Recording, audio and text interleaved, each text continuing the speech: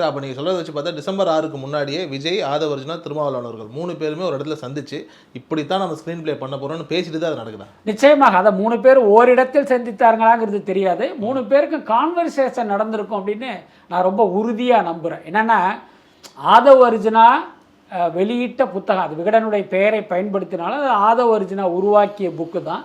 அந்த விழாவையே அவர் தான் ஏற்பாடு பண்ணுறாரு.